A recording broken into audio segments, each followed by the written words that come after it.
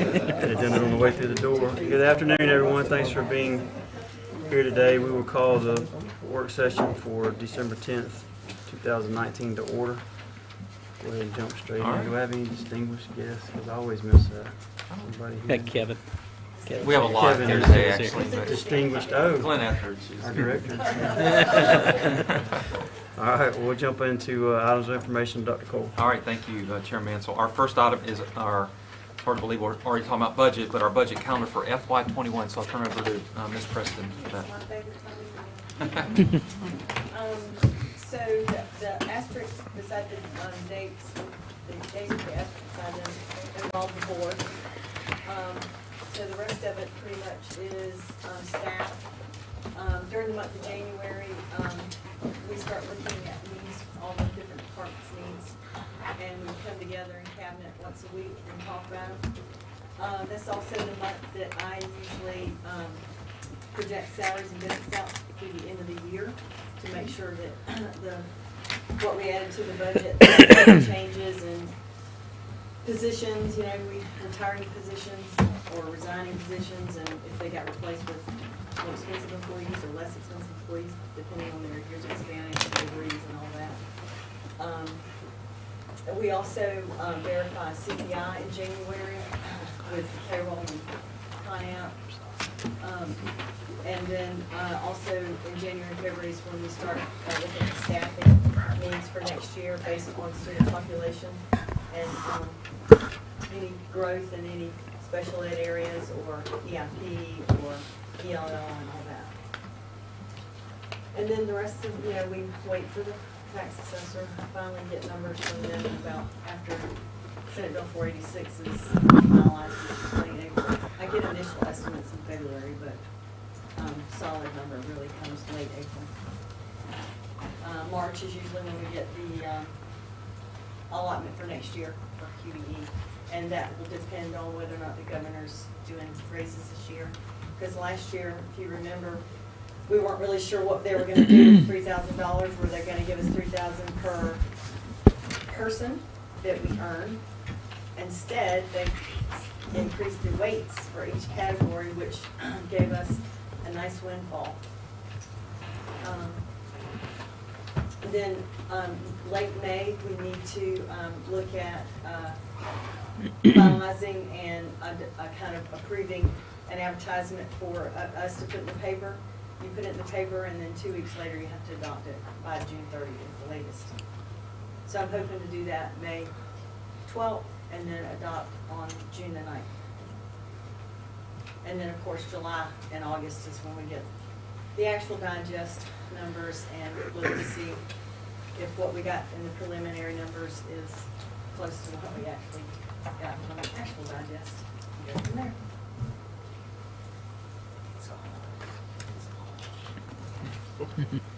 Year 16 for me. Wow. That's all. And as you know, if you've obviously been doing it, you understand that this just starts building toward obviously the budget. So every month we'll be providing a little more and more information as we get closer. So just want to give you the calendar. Any questions about the budget calendar for FY21? Thank you, Ms. Preston. I appreciate it.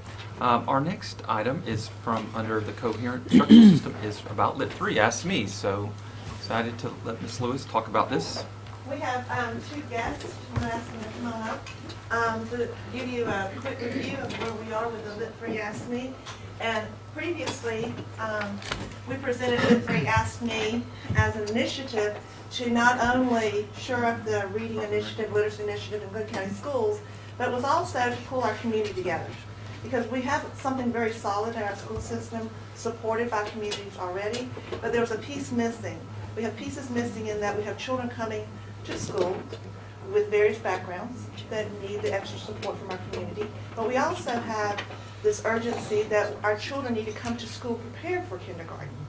And those pieces, while there's many organizations out there to support that, there wasn't one that streamlined it together for us. So thus we started with the Lit 3 Ask Me, and thank you to the Brunswick News and the other publications the news went out, and we had some community members rise to the occasion and said, hey, we have an idea how we can assist. So without further ado, this is Linda Muir and Virginia Brown, and these two ladies have really come on board and said, we want to pull our organization, we want to pull our strength and energy together to help you with the community piece. So Linda, you will share with us what Sure. the third part of that, what 3 is. Well, first of all, thank you so much for this opportunity to tell you a little bit about what we've just done. I'm excited to be here with Virginia Brown, who I'm sure you know, president of the United Way of Coastal Georgia, and to work with Sung Hee.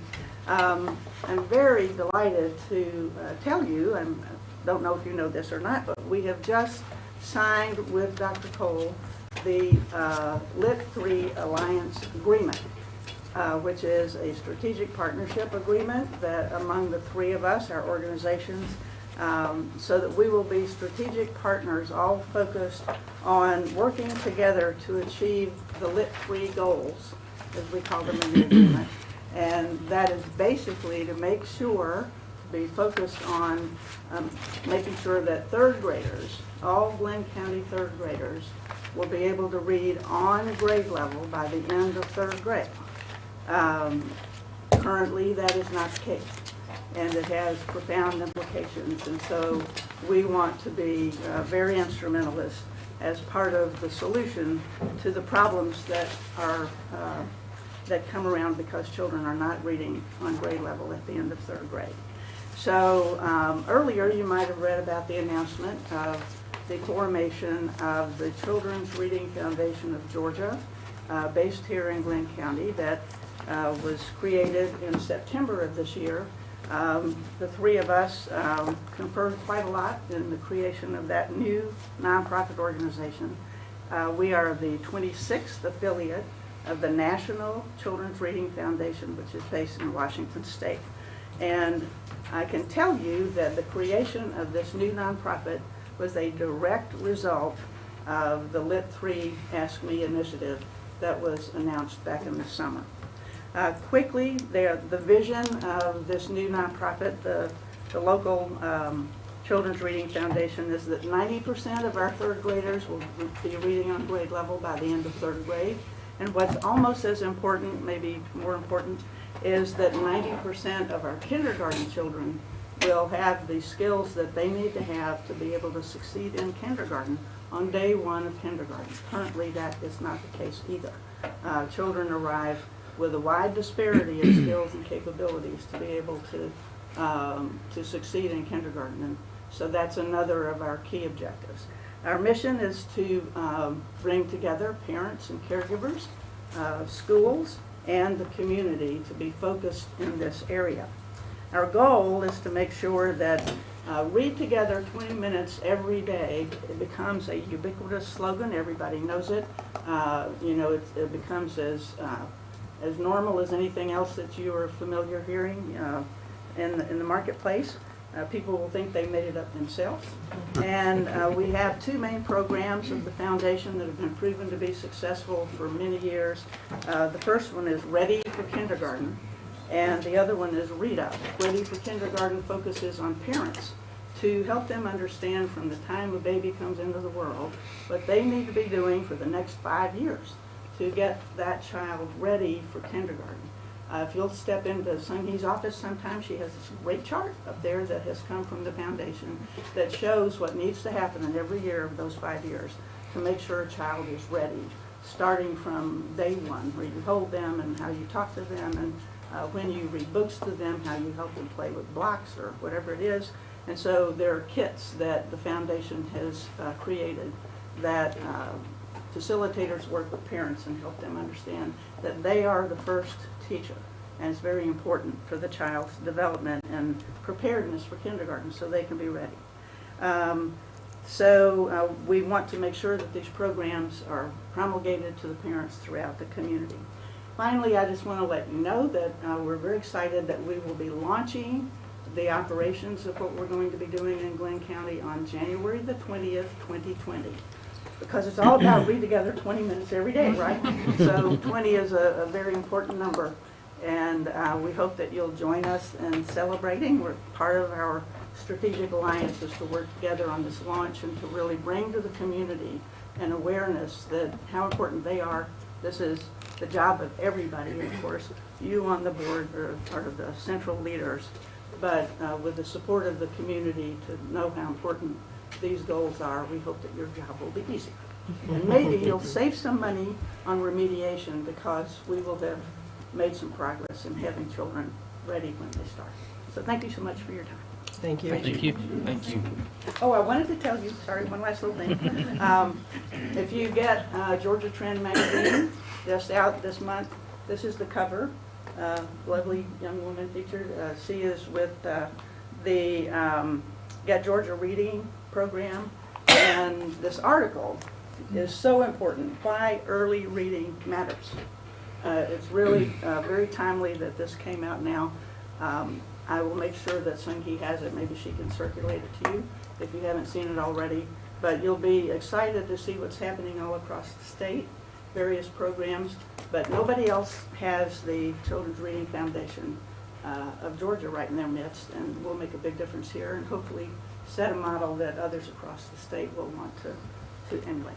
So thanks so much. And Merry Thank Christmas. you, Linda. And Thank you. Virginia, you want to? Thank you. Yes, I always love to be here with you, and I appreciate your inviting me as well. Linda said it beautifully, so I don't have to say anything else on that. She's done a great job with that. But United Way, as you know, has been in this space and has worked with early education for decades across the nation. And here in Brunswick and in Glynn County, we've been very active in this for the last 3 years. It is part of the strategic vision of the United Way Board of Directors. It is a high priority for us, and we are organized in our strategic vision from cradle to career. You've probably heard me say that a lot in the community. Well, we're talking about the cradle, aren't we? We're talking about cradle to age 8. And that is a very big priority for us. We will be able to call on national sources for that from United Way. We'll be able to bring in lots of expertise from over 1,000 United Way affiliates across the country. And our board of directors, which as you know is made up of quite a few of our leaders in our community, are now brought up to speed about the importance of early education, and they'll be your advocates as well for that. So we're excited to be a part of the Strategic Alliance, and please call on us for whatever we can do to help you in your efforts as you're bringing in the community and engaging them to do your work as well. We want to be there to help you with that. Thank you. Thank you. Thank So you. this is something that started last summer, and it's just really coming to life now, so we're super excited. We really want to thank our community, because we need you guys. We need you too, we need you. Thank you so much. Thank you very much. Appreciate it. Thank you. Thank you. All right, our next area is supported learning. Under supported learning environment is some information about our geothermal, which is kind of exciting. I think we're really on the cutting edge with this. So we have our expert here, Glynn Etheridge. So, Mr. Etheridge, I will turn it over to you. Good evening, guys. About 7 or 8 years ago, when we were thinking about building a new Brunswick High School, a decision was made, and I can honestly say that it was a very good decision to look at something that hadn't been used before, not down here or anything by us, by using geothermal to handle the energy needs of our school. I can show you in just a second what a great decision that was. Current year data, just to show you that when we planned this 6 or 7 years ago, we anticipated some large-scale savings. By putting up this year's data, I wanted to show you that trend is continuing, even though we've added 2 stadiums, softball and baseball, and football facility. So even though additions have been added to the school that were not a part of the initial plan of our savings when we put the dollars together, the savings is still there. It's pretty substantial. So far this school year, we're at $83,604. The cost less lighting, and why the less lighting is up there is in the initial proposal, initial plans, all of the lighting that was at the old BHS is included, but any additional lights that we've added that are not tied into the geothermal, I didn't put it in there just because I wanted to make sure that you still saw the balance was the same. The comparison was the same. The 2018-2019 school year savings was $231,434. That's real dollars. That's on all of my proposals that you're fixing to see. I was ultra conservative on everything that I've done, and this is actual money. That money is actually back into the general fund that's going to be used. You can put your finger on it, you can see it. Okay. If we go to the next slide. 2012-2013 school year, that was the last year for the full BHS. Full year. There was no overlap, no connection between the two schools. We had an energy cost of $349,967. Starting with the 2015 and 2016 school year, which was the first full year that BHS was a standalone by itself. There was no connection with the old school, wasn't still there. There wasn't a connection where they were both billing and using energy at the same time. The difference between what BHS was $242,406. We had a cost that year of $107,000 versus $349,000 by going with the geothermal. Each year, I've shown the difference up here and I've shown the running total. We have, through this current year, even though it's only a half year, saved the taxpayers of Glynn County and have been able to apply money to educational purposes rather than using it for energy, a little over $1 million. And that's currently where we are right now, and that is actual dollars. I haven't included any of the other potential savings that might be included in the actual use of the equipment, and I'll cover that in just a second. This is just billing. Dollars that we've saved from not having to pay Georgia Power for electricity. Okay. The next one, if you'll go to the next slide, this is the intangible factors. I did not put these dollars in there simply because if I did, it would be just guesswork on my part. But I want to show you what is actually occurring with the equipment at BHS because of the type of geothermal system that we've installed. There's an 80% reduction in cooling issues. We went from an average of 344 cooling issues at the old BHS to this year's currently 65. That's a substantial drop in manpower, equipment that has to be replaced, work, billable time. There's a 51% reduction in heating and cooling repairs. It's basically water running through pipes. Very little repair work that has to be done. So far this year, we've replaced one circulating pump. Service-related calls comparison, 221 to 65. The 221 is Glynn Academy. Now, I wanted to show approximately about how many service calls we get for a comparable high school. So Glynn Academy has about 221 calls. Brunswick High has about 65. Equipment costs for replacement. A barge system, a window unit, usually down here with the weather, we can get 8 to 9 years out of. We're looking at anywhere from $8,000 to $10,000 every time we replace it. All of the equipment at BHS is enclosed in the building. It's very simple. It's a very easy working process. It's not difficult on the equipment. We've had to replace none. So the money that we've saved there could also be added into that savings as well. The cost per square foot is 36 cents versus $1.01 at the old BHS. The cost per kilowatt hour to operate that school is 7 cents an hour. 7 cents an hour to operate Brunswick High School. It's the second most efficient school in Georgia. This is based on Georgia Power. The only school in Georgia that's more efficient than BHS is Dublin High School, and it's all 100% solar. They built a solar field there, so they have zero energy costs. They're the only ones that are better than we are. It is the most, if you look at schools that don't have, we are by far the most efficient school in Georgia. It has been a huge benefit. It's saved tons of money, and it's going to continue to save money for our system as it goes forward. It's an excellent decision. How big was the old Brunswick High? How many square feet? You remember? About 146,000 square feet. We've doubled that. Right. In fact, it's a little bit more than that. Brunswick High, with all the additions that we've added, is a little over 400,000 square feet now. We kept the old gym. Right. So we have 2 full gyms. Increased number of classrooms, the auditorium. It's a pretty substantial increase in the school. Does the old gym run off of chiller as well? Did we? Okay, it's off of They're regular. rooftop package Yes, sir. units. Also. And just for the public's sake, obviously we're using that for Burroughs Millette. We don't know the savings quite. We can't do it like this yet. And of course, the new school Altama will be built with geothermal as well. That's right. The biggest reason I brought this up is because it is more expensive, and we took a chance many years ago. And the long-term goal wasn't even guesstimated on how long the equipment would last. We still don't know, which is good because we're saving a lot of money. And I just wanted the public to see that some of the decisions that we make do impact us in the future in a positive way, and that's why we spend more money. We have less of a footprint, and it's much more efficient. It was, I know it was a scary decision 6 or 7 years ago. It was something to be the first one to go, but it's turned out to be an excellent decision. It has really been beneficial to our system, very beneficial. And we appreciate you keeping an eye on it. Thank you. Anybody have any questions? Appreciate it. Thank you. Oh, I thought the old VHS was pretty efficient. We were pretty good when we were there, right?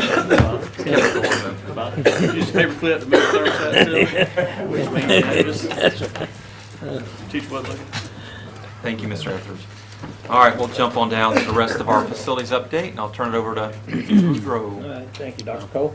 Let's start off with Glynn Academy. The fencing project, for all intents and purposes, is kind of finished until we decide what we're going to do on the corner by the admin section and where the construction is. Science building is rocking along very well. They're starting to put glass in. The MEPs, mechanical, electrical, plumbing continues on. The roof's dried in. No red flags. It's on track. Looking pretty good. Additional parking. We're kind of on hold right now, waiting to close on some of our property. Once that happens, we will start getting proposals together to develop those sites for additional parking. We do have an extended agreement with the church to get us through the end of the year, so we bought a little bit of time. So I think we'll be able to get some of that going by next school year. Auxiliary gym is, where's Brock? He's here. Hey, how are we doing on the auxiliary gym design? Okay, we've met with school staff, and we programmed it a couple weeks ago, and hopefully we can get that on paper and get that out to bid fairly soon. Athletic fields, Etta Miller Lanier. Before we go on, when's the science building proposed to be completed? This summer. Okay. And be able to move in for August? Mm-hmm. And that's still on That's track? the plan. It looks good right Perfect. now. Knock on wood. Etta Miller Lanier, as you recall, January 7th we'll receive proposals for that work to those improvements at Lanier and Edo. Bring that to you hopefully January 10th. Yeah, whatever the next, Something like the January meeting. Haven't voted on it yet. but That's our goal. New Burroughs Millette. I think we've made final payment, haven't we? I think so. It's been submitted, so that's going to come off the list really quickly. We had the last playground installed last week, and we're finishing up with the mulch and all that kind of good stuff. So it's looking pretty good over there too. Stadium renovations, as far as contract work goes, pretty much complete. We've ordered some shrubbery. We're going to put some shrubs around the new parking lot so we can get rid of cones and things like that. We won't have to look at orange cones to keep people off the grass anymore. So that's going to happen probably this week and next. Altama Elementary, they have 3 drill rigs starting on the geothermal systems at New Altama. Went by there today, and I didn't count them, but they've got quite a few wells already installed, so they're rocking along pretty nicely. Job trailers are being set up. I imagine right after the holidays we will see some good horizontal work happening. Center for the Arts, we had a forum last week, I guess. It answered questions from the community, and I think that's moving along. Hopefully in the spring we'll be able to start the programming and dedicate some money to design work. East Bluffs 4, nothing new there unless you have some questions about the initial list that we provided last meeting. Our plans are probably next month to bring it back to you with more details, like what each one of those projects looks like and items. And so as time goes on, we'll just keep fleshing that out more and more. So by this spring, we've got maybe dollar figures and different things that we at least proposed for that. But nothing's changed since our last meeting on that. Questions? Next item is good report. Kevin Smith is here filling in for Dr. Salmon. Well, revenue in the packets here you guys have in front of all of you, the super multifunction is on the screen. Revenue for October was down compared to last year, but still $60K over budget, allowing us year over year to run $2 million in the surplus, which is good.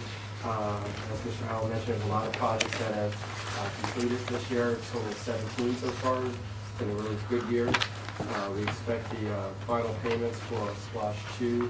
It'll allow us to close that out in the January, February timeframe. We still have 2 projects awaiting state capital outlay coming in, and that's about it. Any questions?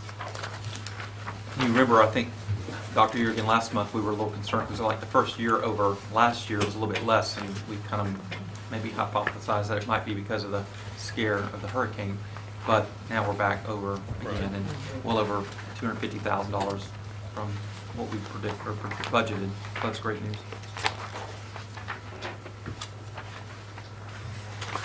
We are about to close out, I think, East Bloss 2 right now. You're very close. So, Except for state funds. Except for state funds. Sitting on our money. and once, Highlighted up there. We'll close out expenditures, but we still have some state money to collect. and at that point, the oversight committee will probably do an article, you know, saying how the money was spent. I think they've done that in the past with East Bloss 1. Any questions about the food report or anything from the facilities area? You have something? Okay. All right, thank you, Al. Appreciate it. All right, our next update is from Dr. Simmons, I think, and Mrs. Etheridge, and so that's a transportation update. Everybody had a chance to look through the slides, have questions, I'll go through and answer them for you. The next slide shows you the number of employees, and at the bottom has been a change. We created the PowerPoint that there were only 2, and now we're up to 6 out of that village. So I will, numbers fluctuate, and then the number of on-call drivers. Those numbers reflect drivers that are available for us to try to call, some by request, but they're not available every day. So some only work in the morning, some only in the afternoon, and then some only on a very infrequent basis, but that reflects that 13. The next slide shows you some of the major changes that have come about in the last year. More use with GPS on the buses, the full rollout of Edgelog and parent portal, and having Ms. Etheridge in the department totally focused on Edgelog has been a big help for us, because that gives us a dedicated person to help work through and troubleshoot all those problems that we run into. Using the help desk that was already in place in the system would save us some money, because we didn't have to buy a new product or learn a new program.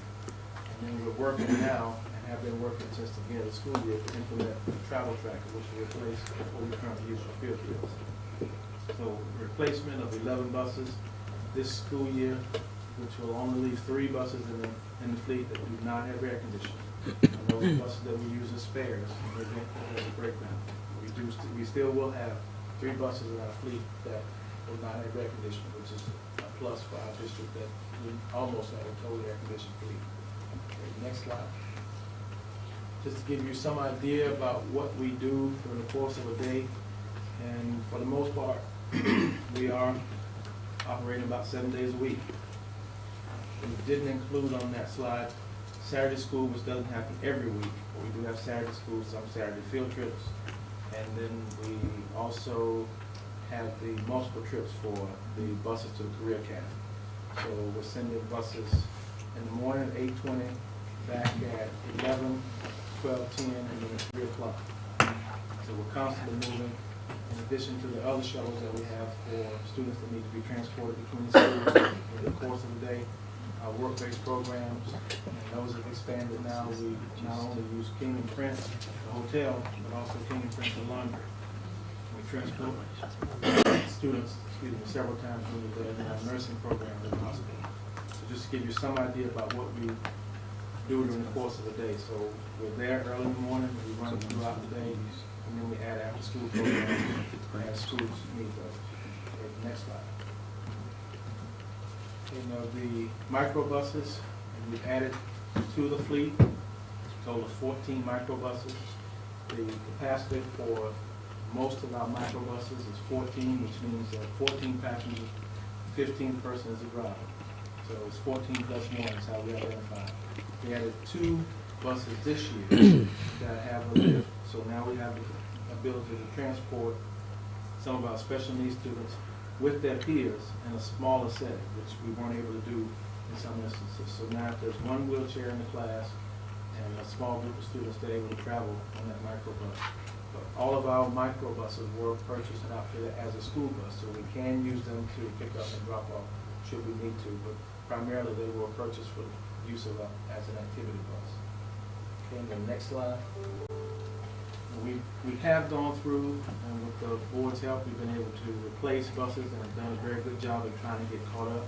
We still will have several buses that we'll need to replace at some point.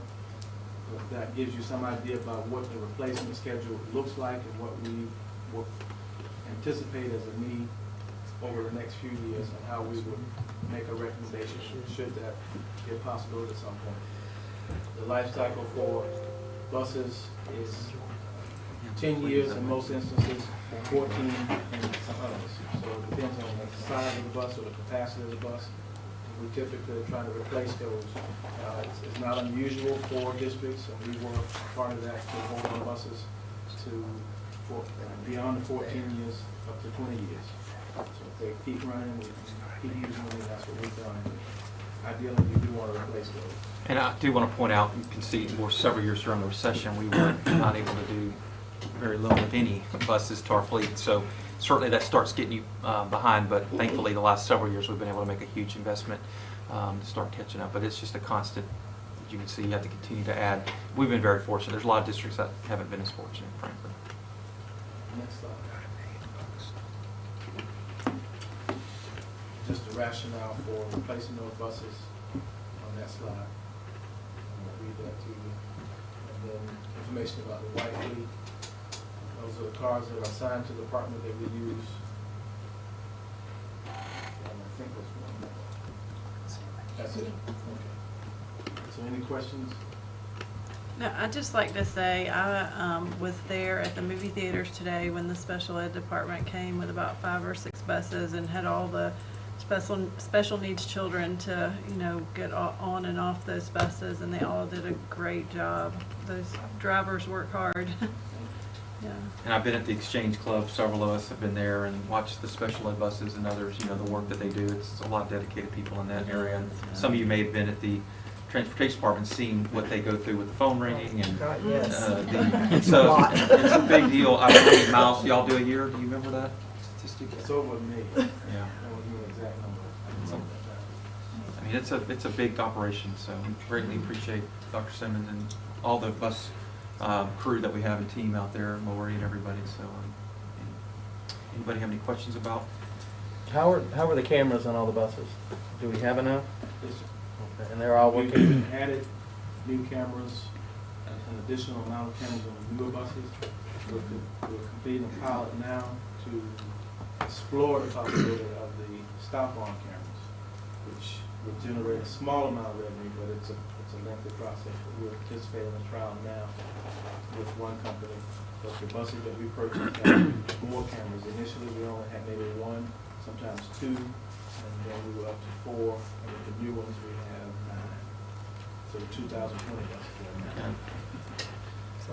It's like side angle, up angle. It's presumably 360 in there. So we never get the call saying what a great ride their child had on the bus today, right, or whatever. I just wanted to ask a question. I want to try to position it in a way that helps me convey how difficult I know the job is, and I've been out there a few times in the last year, and if you go between 7:15 and 8:15, you need some time off.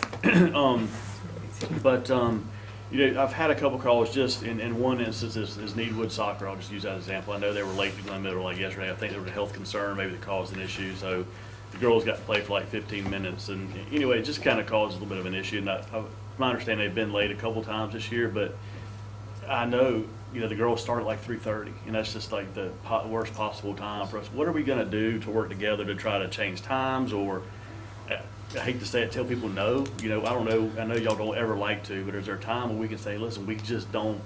We can't. We're losing drivers as fast as we can add them, and that's not your fault or anybody else. It's just the nature of it. Everybody's having the same problem. So until we can, adding the microbuses is great, but there's no soccer team that's not under 11 or 14 kids. Maybe Needwood might be, but most of them are over that. So there's some sports and other activities that won't really help. So what's the plan for? First of all, have we seen any uptick in driver applications or anything? And then secondly, what's our plan on trying to work with athletics and work with schools and field trips, even though we don't like to tell folks no, to say no every once in a while, like we need to take care of what's on the books first before we get spread so thin we can't handle all the load that we have. And we're not seeing an increase in applicants. Right. Matter of fact, the way Human Resources works with us now, we have a posting that runs for a month and it closes, so we're able to really narrow down who applied and when they applied. The last posting, we didn't get any for drivers. And so that's not unusual, but we can see it clearly now. When we work with athletics and the coaches, we actually call them. Now, yesterday was probably the worst possible scenario. Students got sick. Right.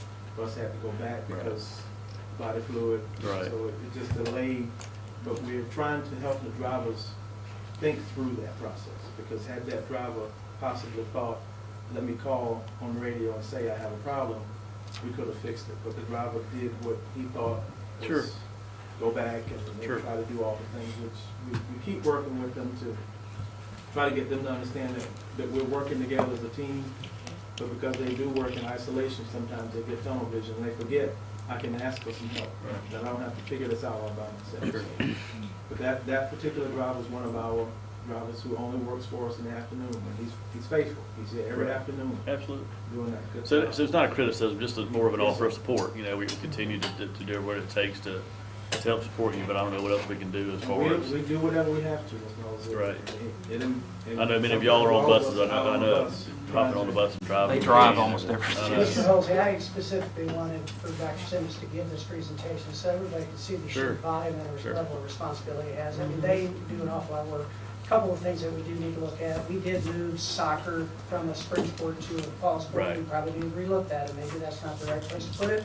I think as well, we need to get more people trained on the CDLs with our employees, coaches, whatever. So I think they can play a huge role in the transporting of the students. And We've heard that's positive something things, not to get, tunnel vision about middle school soccer, but that you can play, more than one sport. You don't have to choose between soccer and baseball or soccer and whatever the case might be in the spring. But, The I good know news. it adds a whole level of issues. Yes, sir. And I think one thing that's been positive is the communication piece has been a lot better from people seeing what the timing of the routes and all this kind of thing. That's certainly helped, I think, in a great deal. Go ahead, Dr. Lewis. Well, I would just have to say as well, and Dr. Simmons mentioned it, but a review of some of our practices and our protocols, and we talked yesterday about that particular incident.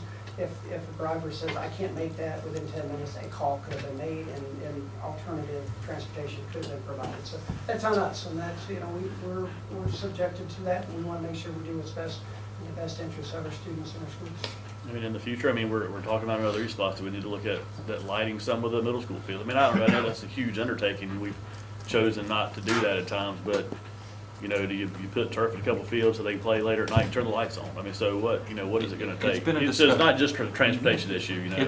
That's something we need to consider. as Yeah, we need to at look at our lighting some of those fields and doing some things that can be done. Because I think that's getting to be a critical need, not Sure. just a luxury. And we don't want to cut services. We know all that, but just to see it again on the screen is like, wow. Kind of forget sometimes what your day looks like. So we appreciate it. Thank you. Thank you very much for all you do, and please pass along to your folks. I know that I've said numerous times that, believe it or not, your drivers are some of the first faces that our students see and some of the last faces they see in the evenings. And they've always been, our three children have always had a wonderful experience with the bus drivers. And, I know that it's very time consuming and very stressful for your folks, and there's a few thankless jobs in this system, and unfortunately y'all are part of it. And as Mr. Halsey said, there's not a whole lot of people standing in line to say, like, you had a great day on the bus. We always hear the negative, but I will ask that, UMS Edgeries continue to pass along our thanks and our appreciations to the ones that do give 110%. I know, it's a split day for a lot of those folks as well, and that's hard enough as it is, but we do appreciate what you guys do and all the efforts that you put forth. So thank you very much, and please pass that along to your drivers. Thank you. Thank you, sir. Thank you. And ma'am. There she is. That's Talking. All right, thank you again. Our next and last item of information is under professional capacity, is one we'd like to discuss, and I'll turn over to Dr. Poulos. Unfortunately, Mr. McKenzie was sick today, so I'll turn over to you, Dr. Poulos. We did have a discussion with Mr. Badala about this particular policy recommendation, and this is a suggested and recommended change to our Family Medical Leave Act policy. Specifically, that the Code of Federal Regulation allows for the school system, the employer, to select the 1-year period and how it runs. And we've consistently used a rolling period in the past, which basically whenever it starts till 1 year's done. What the recommendation here is to turn into a fiscal year, which will allow for a little bit more control on the part of our school system to say, let's say it happens in March, where the act occurs, and then it runs through to the end of that school year. It's done. It's through our fiscal year. The individual would then have to reapply for the next year, which gives them 2 months, usually during the summer as well, to continue to, for whatever reason that's there. It allows a better control of the accountability system for absences. And we think as well that it's probably in the best interest for the faculty members as well. If there's other issues that come, that 12-week period that they might be entitled to would pick up again. They'd have to reapply and start the next year. That's a one-line suggested change, and again, that's moving it from a rolling year to a fiscal year. That sits for a month or to the next meeting, and then we'd ask for approval of it. And then during that period of time, we post it for anybody else that might have any suggestions that may come from it. So we would like to just put this out for public comment until January, so let y'all consider it as well. Any questions about that change? Dr. Poulos. Our next area is our proposed action items, which we would like to take action on this evening, I guess. Our first one is our 2021-22 school year calendar, and that's kind of been on the table for a month, so I'll turn over to Dr. Whitehead for that. So, good afternoon, and we did go through the discussions from the calendar committee at the last time that we presented the calendar to you with the proposed changes. From that point on, we opened it up for public comment, and I just kind of summarized those comments for you. Based on the responses, there were 510 responses to the survey link, and some of the identifiers, whether they're teacher, parent, administrator, community member, or student, were multiples, so they clicked more than one to identify themselves in multiple categories, so that's why those percentages total up to more than 100%. And some of the repeated comments that I thought worth noting in there were just some of the general comments in favor of the changes, and then also to give some airtime as well to those comments that were not in favor of the changes. Those literally were within a handful in each category that they're represented there to.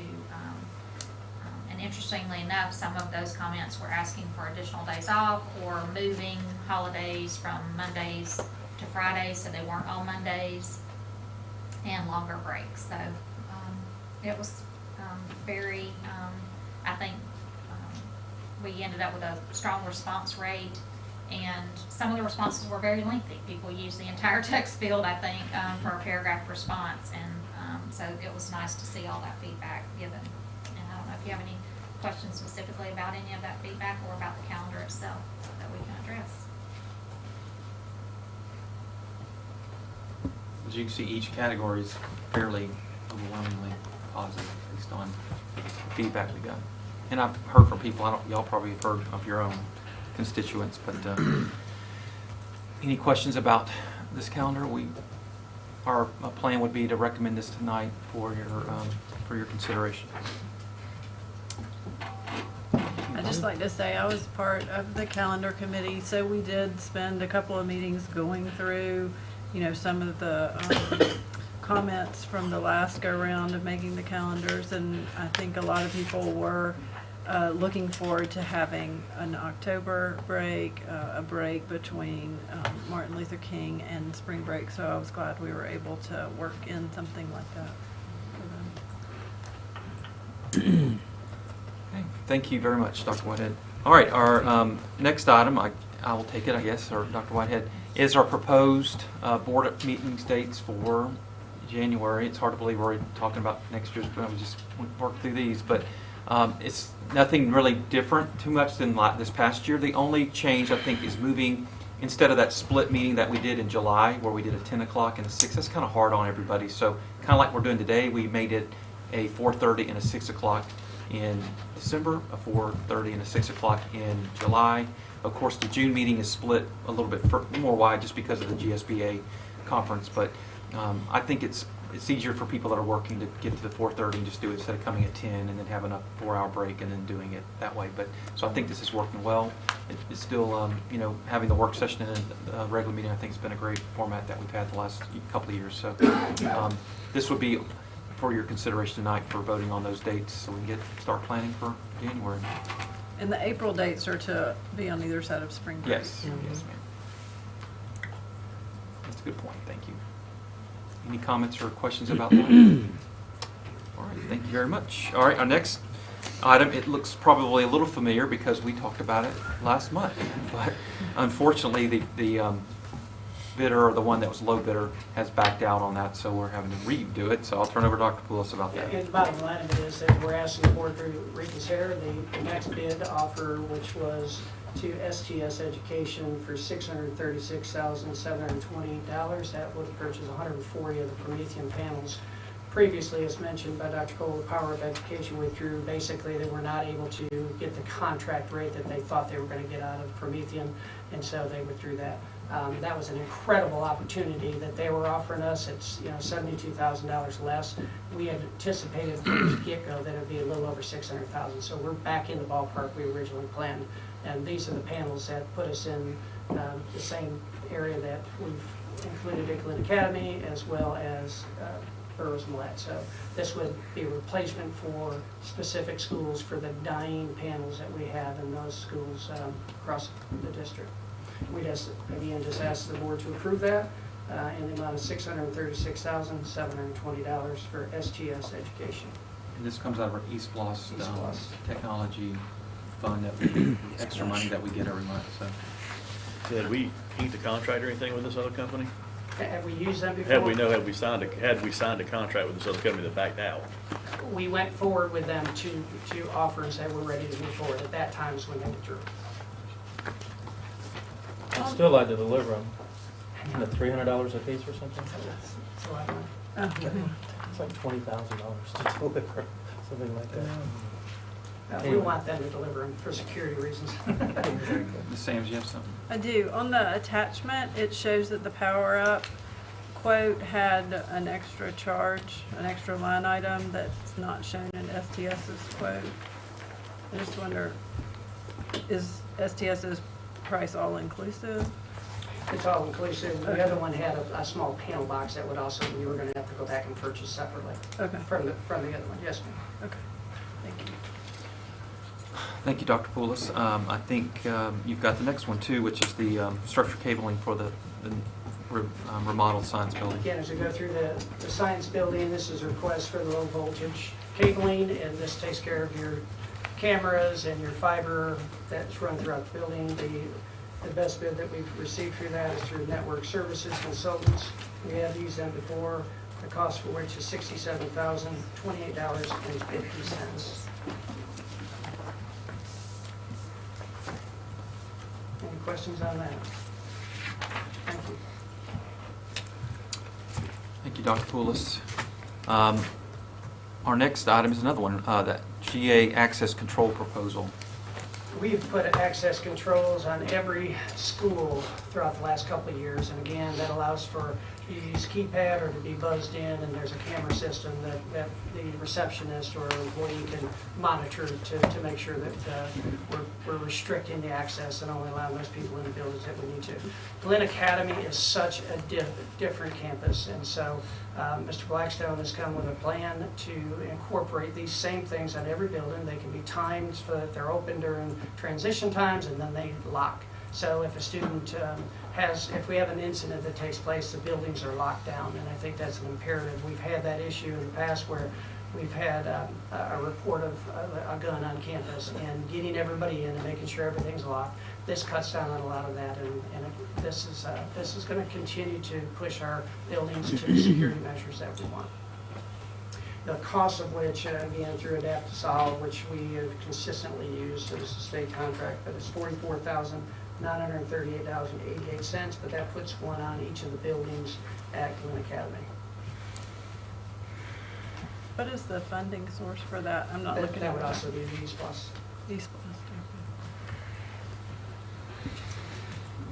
Any questions That's it about for that? me. Okay. And the last item is our October 2019 financial report. So, when I wrote the check to Jeff Chapman for what we owed him collecting taxes on our behalf erroneously, wasn't sure where to charge it.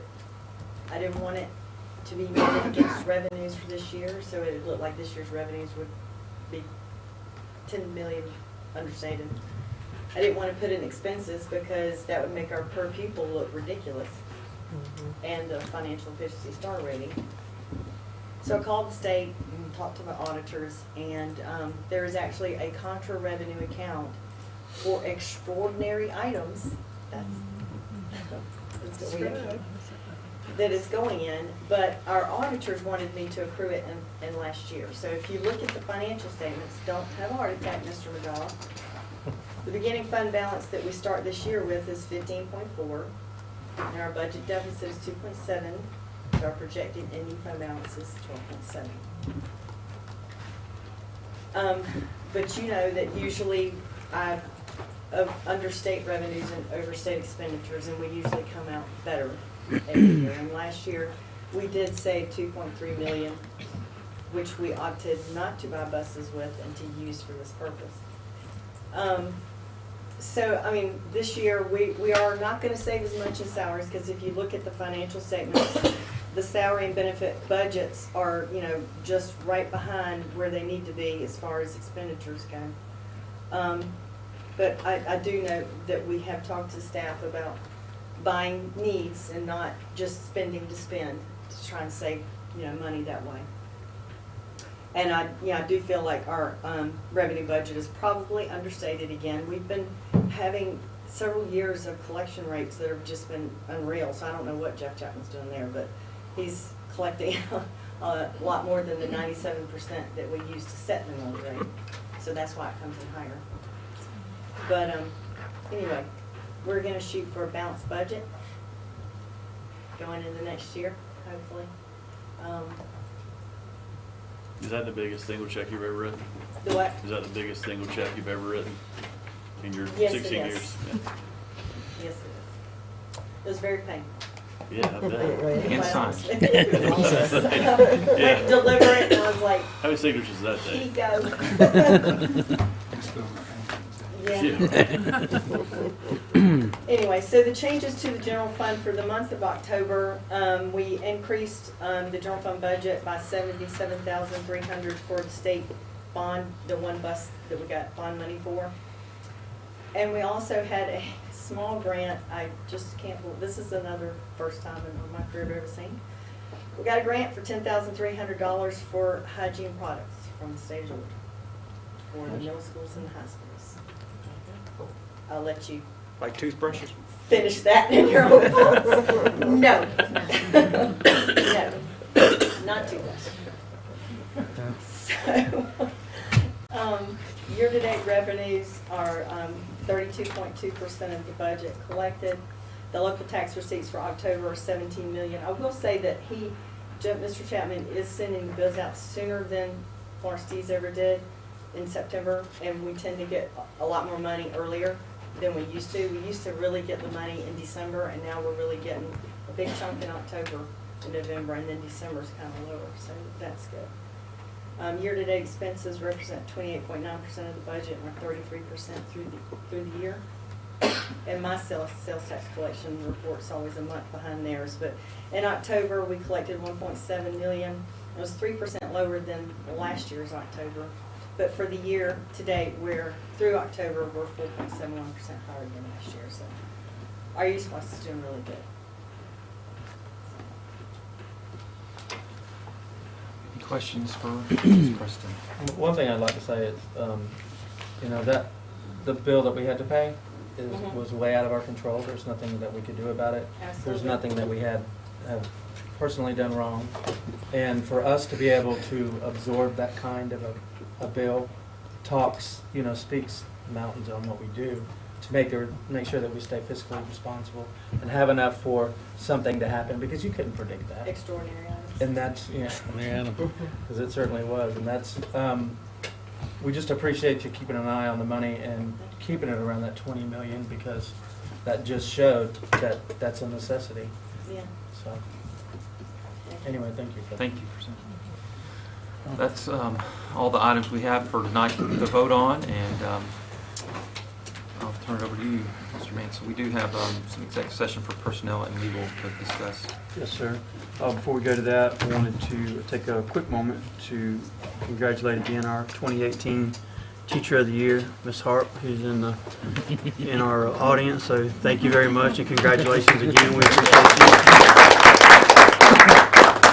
Also wanted to again announce that we have our aspiring leadership group here. So we get to hear from each one of you and tell us what your problems are at school and what you think we need to do to improve it. You have about 7 seconds per person. But I do want you to go through real quick, if you would, introduce yourself so we can say thank you for being here as well, and what school you represent, if you don't mind. I'm Rachel Miller, and I'm at Morningstar Academy. We have no problems this year, thanks to you guys. Awesome. Hey, good lead. Way to go. I'm Erin Young. I'm at Risley Middle School, their CABS program, and special ed teacher of the year. Oh, awesome. Jolanda Slay, Needwood Middle School, 8th grade. Good evening, Nicole Mahoney, Jane Baker Middle School, Science. Heather Hart, Glynn Academy. You looked the part. Norman Donald, Brunswick News. I'm Jennifer Hutcherson, Oglethorpe Point, 3rd grade. And I'm Christine Metzger. I teach the REACH program at the college. Awesome. Well, thank y'all so much for being here. As I told the last group, we really appreciate you guys and what you do. And y'all are in the trenches for us every day, and we greatly appreciate it. And, it gets no better than you guys actually wanting to move forward. And I think it's a great program that has been instituted. And thanks, Ms. Seals and Ms. Bennett, for all you guys are doing to try to get these folks to come forward and actually be a part of moving forward in our school system rather than going somewhere else. So we really appreciate you taking the time and effort and away from your family and whatnot to be here. So thank you very much. Anybody got anything? Thank y'all again. Thank you. I will entertain a motion to go into executive session for land, legal, and personnel. So moved. Motion by Vice Chairman Hosey. Look at me, I got promotion. Second. I'm sorry. We voted on that? Yeah, that's it. Mike don't vote, he just does what he wants. Who seconded it? It's Bobby. Seconded by Reverend Bob. Reverend Any Bobby. discussion? I made the Vice Chairman, excuse me, don't get her upset. He called me Okay. Halsey. I know. Please note me. Please note that. That was last year. He can take a picture. He can aspire to great good. Order, I need order. All right, any discussion? All those in favor? Aye. Official at 5:29. Thank y'all very much for being here. Appreciate you.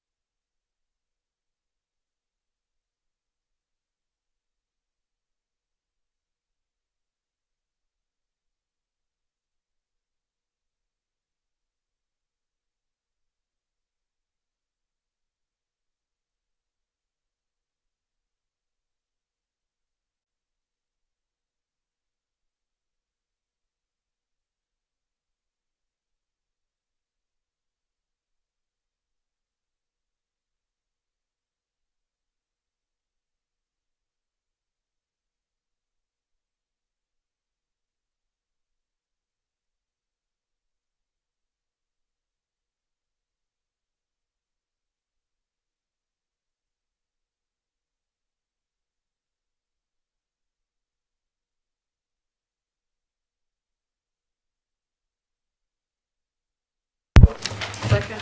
Second by Ms. Sams. Any discussion? All those in favor? It is 6-0 at 6:01.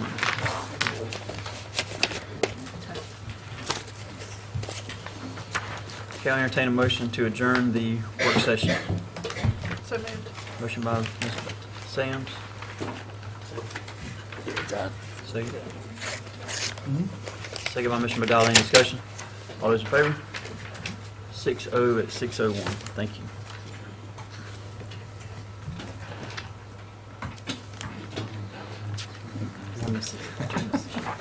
You gotta wait 10 seconds. Okay.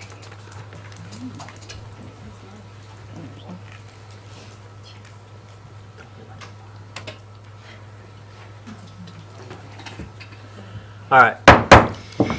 We will call the regular scheduled board meeting to order for 12/10/2019. Thanks for everyone being here. If you'll please stand. And, I will give the invocation followed by the pledge. Please bow your heads. Dear Lord, thank you for this evening. Thank you for these wonderful people in this system that we serve every day. Thank you for these students that we serve and protect and want to move forward in their educational purposes. Please be with our students and our teachers and our staff and their families as we move through this season. And please have us remember what this season is for, and that is your birth. We appreciate all the blessings that you bestow upon us and the blessings you give us every day. Please continue to protect us and protect those that are overseas, giving us these rights. We ask these blessings in your precious name. Amen. Pledge allegiance to the flag of the United States of America and to the republic for which it stands, one nation, under God, indivisible, with liberty and justice for all. Thank you. We'll dive right into number 3, which is the first area. Dr. Cole. Thank you. Our inspiration today is provided by, there she is, Mrs. Drew from Altama Elementary. Good afternoon. Good afternoon. Thank you for another opportunity to just brag on Altama. It's a privilege for us to come and share with you the things that we feel are inspirational at Altama Elementary School.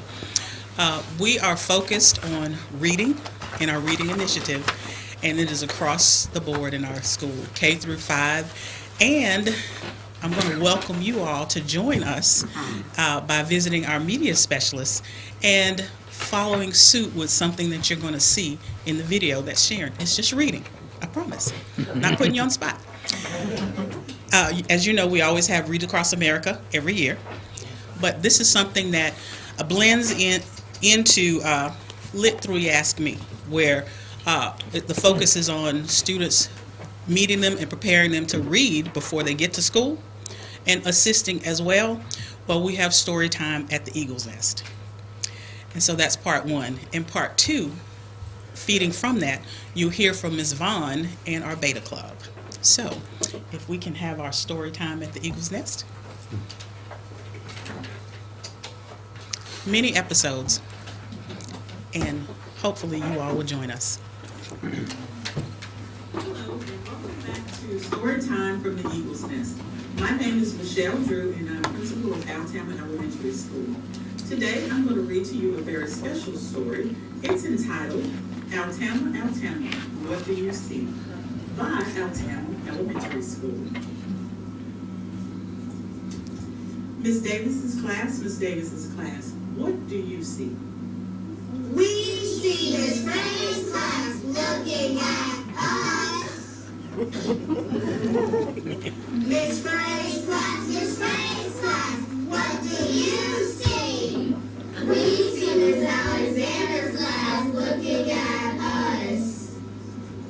Miss Alexander's class, what do you see? We see Miss Ruben's class looking at us. Miss Ruben's class, what do you see? We see Miss Amazing class looking at us. Miss Amazing class,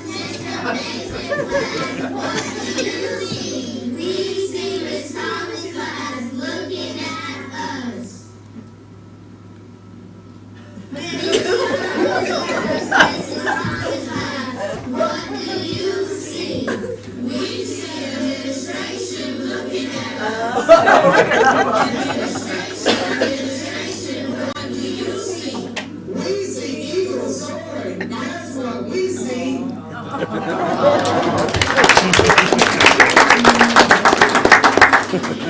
Soar among the best. Put us to the test.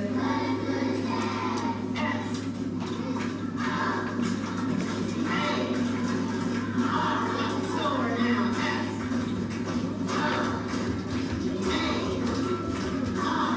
Soar now. We are the eagle. The mighty, mighty eagle. We think we're pretty neat. We can't be mean. Now's the time for us to break it down.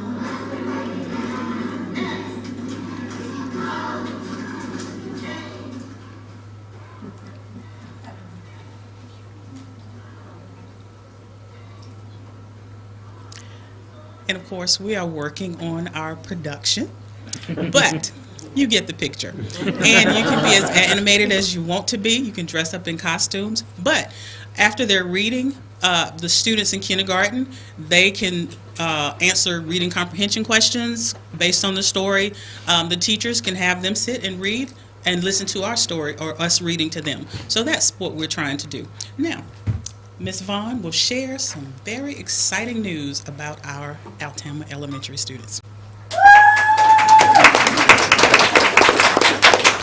Good evening, everyone. My name is Candace Vaughn, and I'm the sponsor for the Beta Club at Altama Elementary School. And I'm sure you don't want to hear from me, so I brought some very important people with me to share some wonderful news about our Beta Club. So without further ado, I'm going to turn it over to Adasia Harris. Good evening, ladies and gentlemen. My name is Adasia Harris. On December 3rd and 4th, the Altama Elementary Junior Beta Club competed in the State Beta Club Convention in Savannah, Georgia. This is our second time attending the state convention. We competed against 260 schools and over 2,800 junior betas from across the state. Altama Elementary did extremely well in the competitions. Desmond Lott was state runner-up for creative writing. Tokyo Colbert was state runner-up for science. I ran for state junior beta club president, and our club campaign skit placed 4th place in the state.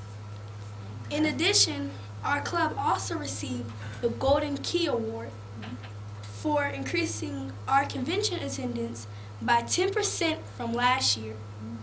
This award was only given to 20 schools.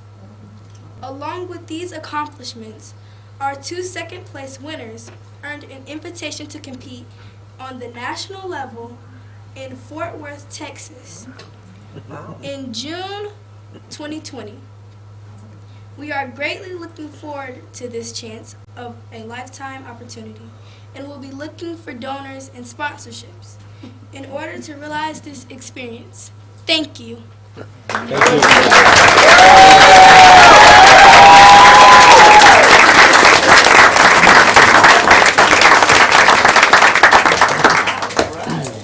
So we have a lot to be thankful for, and we're excited about where our students are headed. I also want to give credit to Ms. Davis and Ms. Lyons, who is part of the production for our story time. So again, feel free to join us and share. Pick your story, read it. If you want to dress up again, we'll welcome it. Thank you, Ms.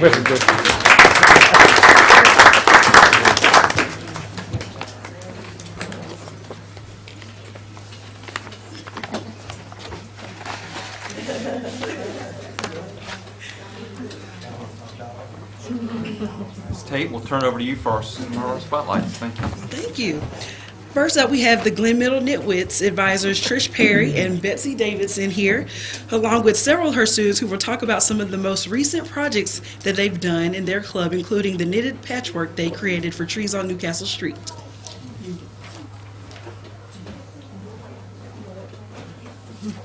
I'm gonna let these just kind of be passed around. Don't have a PowerPoint, sorry.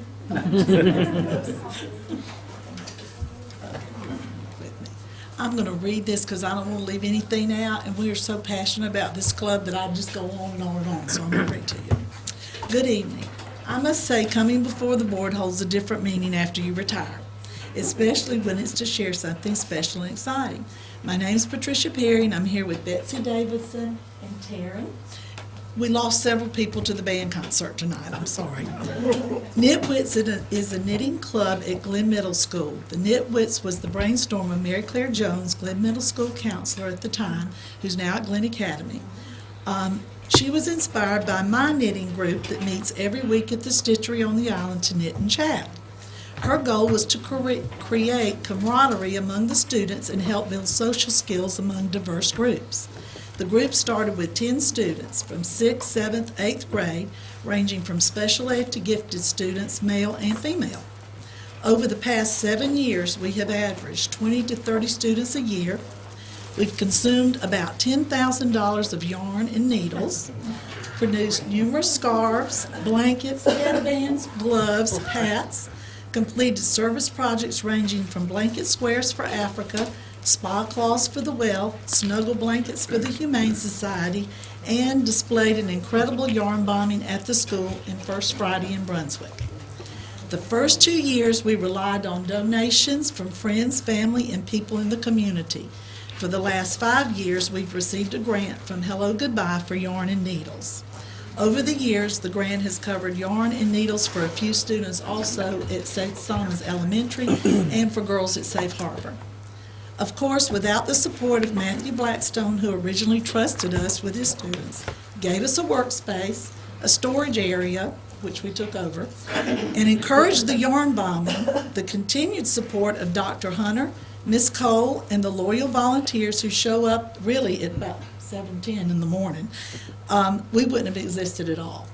Lastly, but best of all, our relationships that the volunteers have established with the knitters has been incredible. These bonds have been life-changing, way too emotional to address. Please feel free to come by Glynn Middle School Art Room on Tuesday morning at 7:30 and experience the positive energy and interaction between the volunteers and the knitters. Betsy is our designer. She's going to be the closer, and she was our big yarn bomber. And Tara's going to follow up with some things that she's actually brought to share. Yes. Hi, I'm Betsy Davison. I've been working with the Nitwits for 5 or 6 years, and I also thank y'all for having us here. When our knitters begin, they start by making rectangles or squares, and 4 years ago we sewed all those strips together, and we'll pass that around. Sewed all the strips together and wrapped the 8 columns in the entry of Glynn Middle, in the hall of Glynn Middle, and it was really spectacular. It was fun. It was fun for the knitters and people that didn't even work with us. You could see them; they'd go by and touch it, and and the people that worked on it would bring their friends to see it. And we did that for orientation in the first couple of weeks of school, and then the last couple of weeks of school. I think we did that for 2 years. And this fall we expanded, took those strips and many more, and yarn bombed one of the pocket parks next to Tipsy McSway's for October 1st Friday, and it also was delightful. It was only up, I think, three or 4 days before the rain came, and we took it down, but we anticipated that, and it was really, it was fun. It was fun for First Friday, and it was, I think, good for the community. And the students, I think in the last, well, since we began, have kind of become more sophisticated in their knitting and doing more complex things, even though they turn over, you know, every 2 to 3 years in our group. And this is Taryn Fenwick, and these are some of the things she's done. This is your second year? Second year. So she's in the 7th grade. So they're really knitting great, great things. Let me see the hat. Knitting great things. Yeah, they're really loving and helpful toward each other. And we were laughing this year. I think this year we don't have a lead dog. We don't want to have anybody that's, a little louder or requires a little bit more attention. And so it's also a great group this year, and we're enjoying it. And and they teach each other along the way. So we have a great time with them, and it really has enriched my life. So, and thank y'all. Thank you. That's awesome. Thank you very much. Thank you so much. I'm gonna yarn bomb your house, Gary.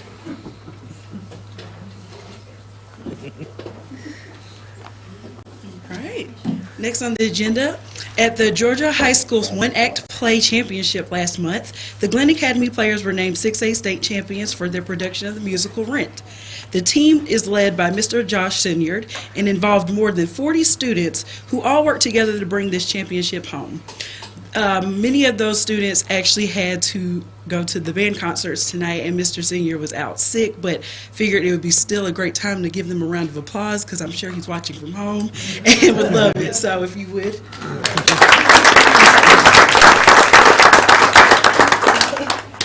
And then last on the agenda, we have Mr. Sean Williams with Coastal Outreach Soccer, who is here to provide some updates on the soccer program.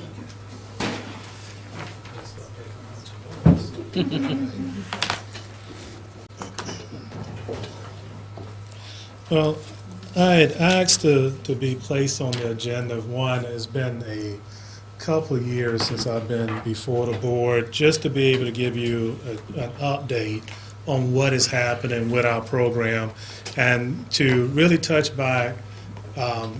This program would not exist without the willingness of the school system back in 2004 to say, yes, you will have access, we will help make referrals to your program, but we will also be there to support you in the efforts of, one, helping the kids academically.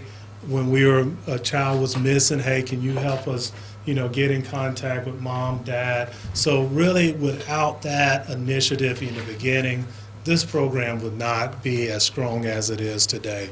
So I wanted to come, just to say thank you, for giving us the opportunity to be able to work with students in Glynn County, and all of us working for that objective of improving their lives.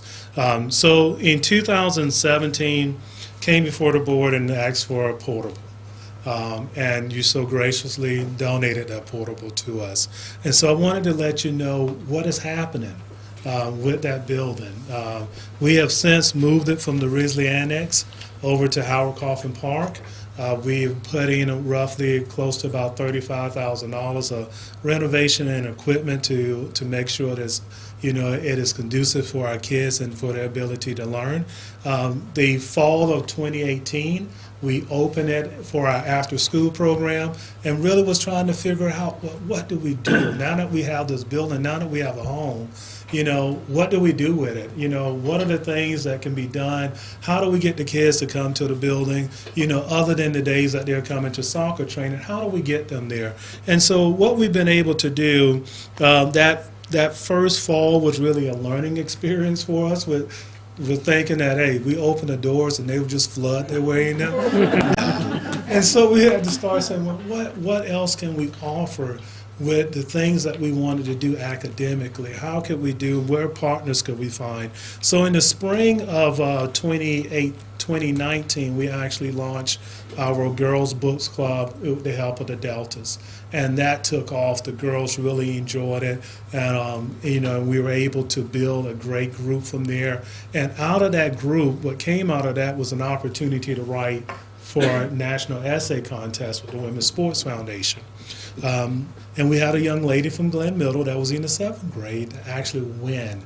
Out of 6,000 entries, she was a national essay contest winner from our club. She got a chance to go travel to New York to attend a gala, and she met a lot of great women that I think she's formed some great relationships with from out of that. We then opened our summer with having our summer program that was free for students, and we were able to support other summer camps as well that wanted to come over and do some soccer training. We did just a day of various activities, kayaking throughout the summer, field trips, bowling. So it's a mixed variety of things, not just focusing on soccer. The fall of this year, what we were able to do was then we now started with Ms. Lewis helping us with giving us some guidance. We said we wanted to get the boys involved. What can we do? And so we started a book club based on her guidance with being able to do that as well. And so the boys book club is now up and running as well. We have also partnered with the college and started our coding program. So we initiated STEM. This past month, we actually started, said, well, what's the next thing we can do, Dr. Vargas? And he said, well, let's start robotics. And so we've purchased robotic kits. And so we are now starting robotics with the College of Coastal Georgia as well. And so then after this, their kids will go through 7 weeks of robotics. After this robotics, then we'll go into virtual reality with being able to teach them. The other thing that we will launch this spring is our STEM and Play. So on Saturdays, once a month, we will have kids that are elementary, 4 to 10, will come in on Saturdays. We will have a box that will have STEM activities for them and their parents. So they'll play soccer. After the soccer game, go into the building and be able to parent engagement. Be able to sit down and go through those STEM activities with them. So we're excited about that. Being able to do that is, so the building has definitely been a great place for us to be able to grow the activities that we're able to engage the kids in year-round, become a safe haven for a lot of our kids to be able to come over to. And again, it's at no cost, And last Friday, we happened to be blessed with a bus, a 20-passenger bus. So now we're not in the process of saying, okay, on Monday and Thursday, let's get the boys. On Tuesday and Friday, let's get the girls. We're now going to be in a position to be able to pick up everybody every day. So we are continuing to grow. It's been a great partnership that we continue to look forward to continue to grow our efforts. Anything that we can do to assist the school system, please let us know. The kids are doing Khan Academy. They are June Achieve 3000, and they have awards for that. So they have items that they want. Well, it requires you to have 75% or greater on your Achieve 3000, and we set those numbers. On Khan Academy with your math. So they're learning that, okay, as I participate and as I grow in my academic world, then there are rewards for me being able to do that. So again, thank you for your support. Thank you for continuing with making your referrals, and also then coming back when we have questions on what we can do to improve our kids' academic performance. No one has ever turned us down with saying, just come and we will give you the information. So we greatly appreciate it. Thank you, Sean. Appreciate it.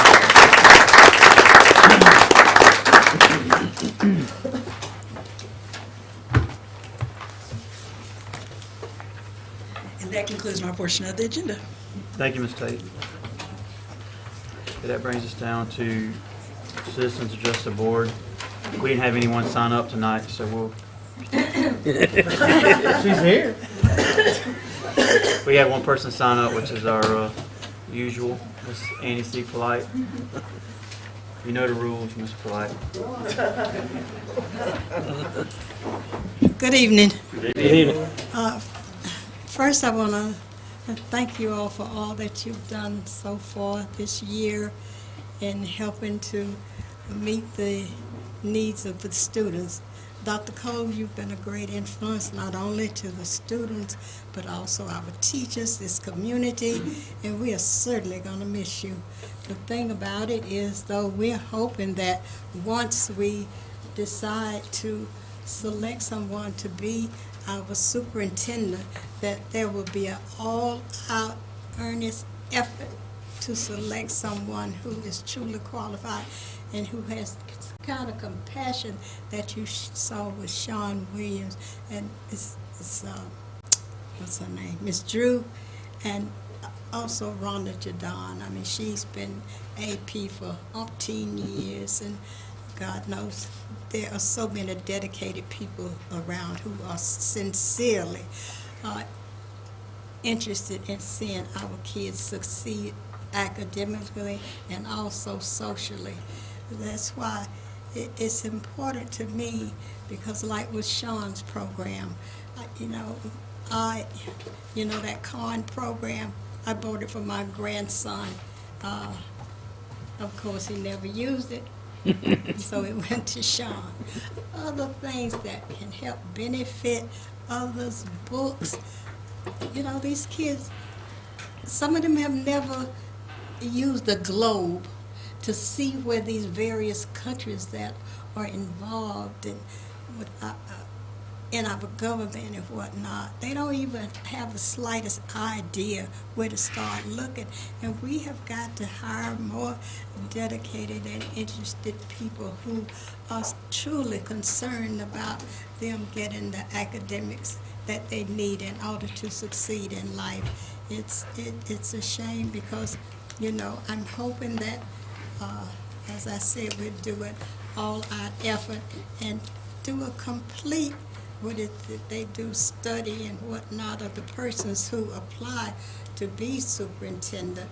I know I have already asked a couple of people that I know are truly dedicated and have made a big difference, bringing a F school in Florida up to a B+ and whatnot, and others in this community, teachers who are capable of doing a great job. It's sad, though, when you hear from parents and some teachers about how they are being encouraged to discipline students to the extent that even if the teacher does not feel threatened or being told to put it on the report anyway. And this is not what we need. We need to help these youngsters in every way that they can. And we need for parents to make sure that when their kids come to school, they are prepared for school and ready to be receptive of what they can achieve, what can be learned, what can be gotten from just their showing up, paying attention, listening. Mamas, these little darlings are not all the little darlings you think they are. So please get involved with them and show them and teach them and encourage them to do the right thing and to be better people, and also to do whatever it takes in order to become successful in life. Learn how to treat people, learn how to respect people, learn how to do the things that are necessary in order to make it in life. And Merry Christmas, y'all. Bye. Merry Christmas. Merry Christmas, Miss Polite.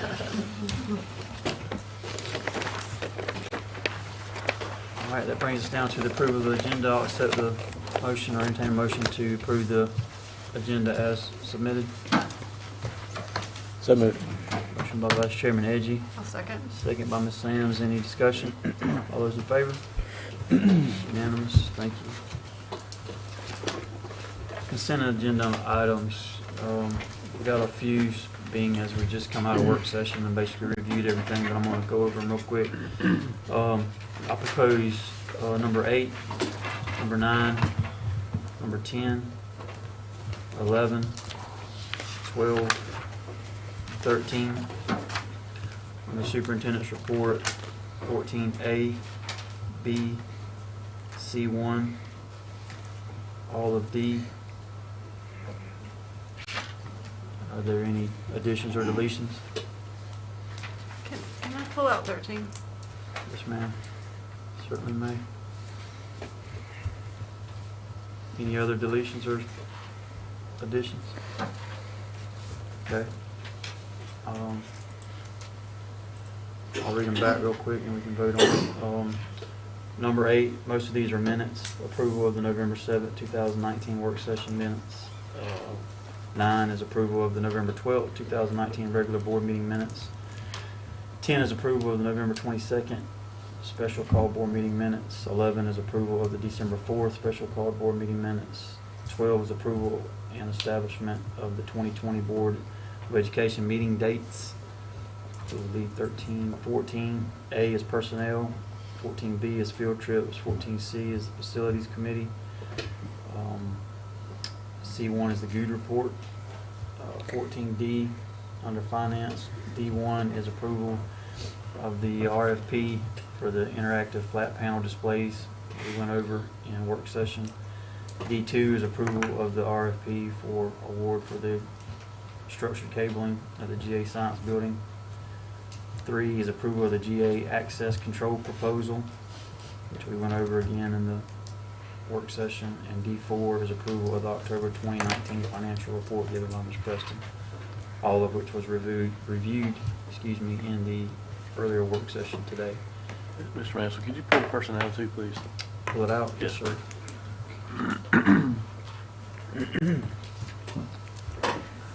All right, so again, I'm gonna go over it one more time. Don't do it, don't. 8, 9, 10, 11, 12. I'm gonna leave 13, 14A.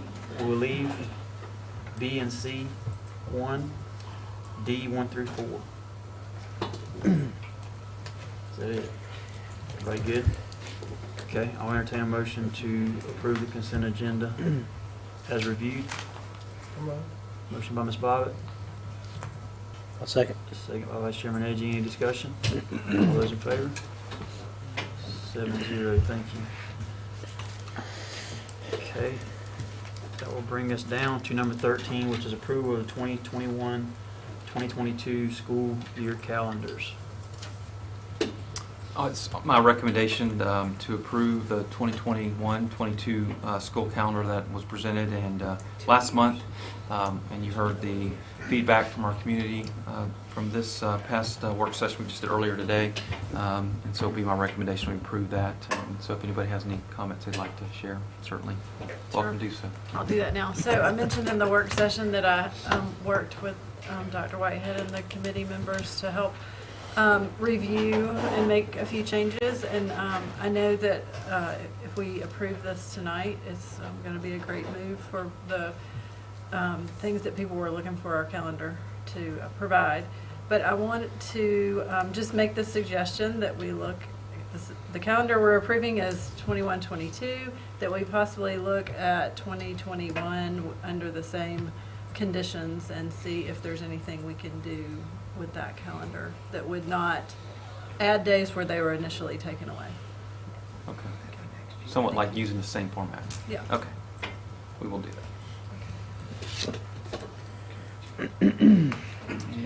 Any other discussion on that? Okay. Well, I will excuse me, entertain a motion as presented by the superintendent to approve the 2021-2022 school year calendars as reviewed and presented. So move. Thank you. Motion by Mr. Hosey. Second. Second by Ms. Sams. Any more discussion? Okay, all those in favor? Vice Chairman holds you, sir. Yeah, that's Sorry. right. 7-0. Thank you. That's fast. Your name only. Okay, that will bring us down to Superintendent's report, Dr. Cole. Thank you, Chair Mansell.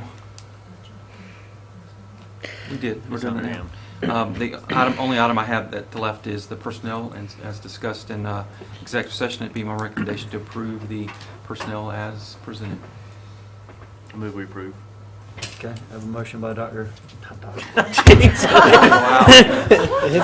Moving on up. Just keep doing it. Just don't call me Dr. Urick, please. He's not a doctor. I'm never going to hear the end of this. Good gracious. I'll second. Motion by Mr. Halsey, There you go. second by Mr. Medalla. Ooh, we got my name. Any discussion? Took him a second. The batteries are going dead. Any discussion? Okay. All those in favor? All those opposed? All right. Motion passes 6-1. Dissension by Mr. Halsey. Doctor. Dr. Dr. Vice Chairman. Against. Against. I didn't abstain. I voted against. Opposed. Yes. I said dissent.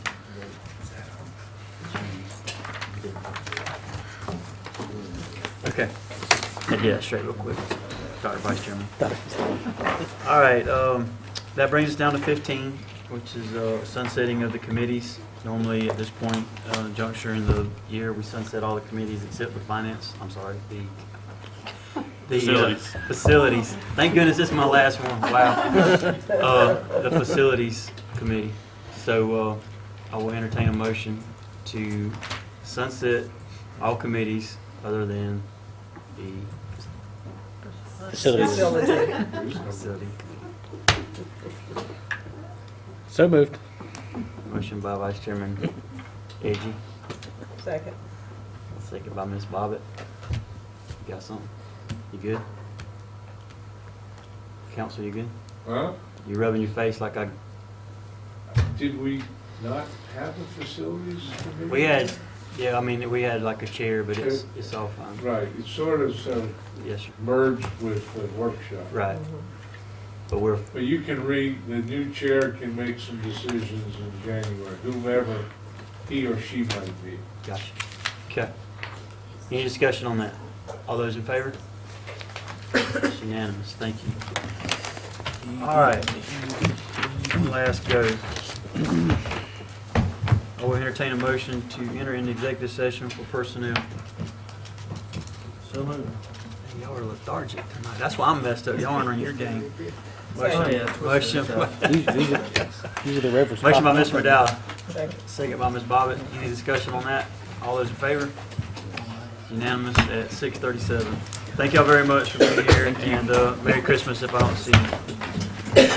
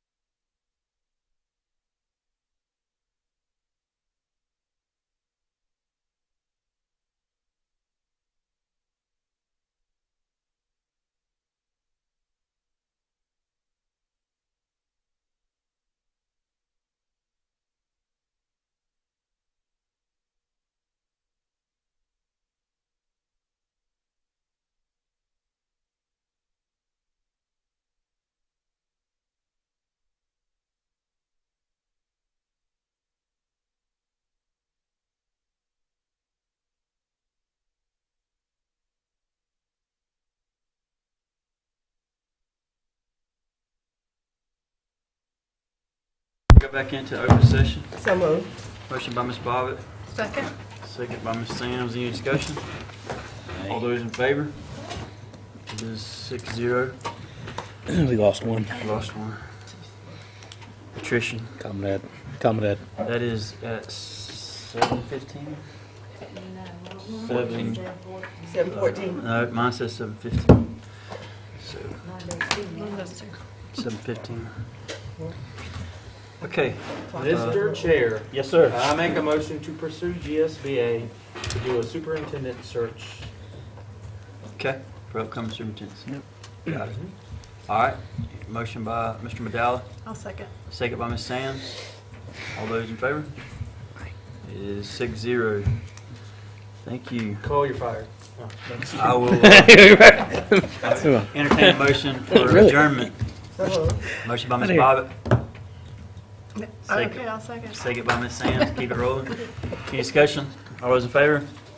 It's unanimous at 7:15. Holiday. Thank y'all so much. It's like, go your Merry fire. Christmas. Miss Sam's, I-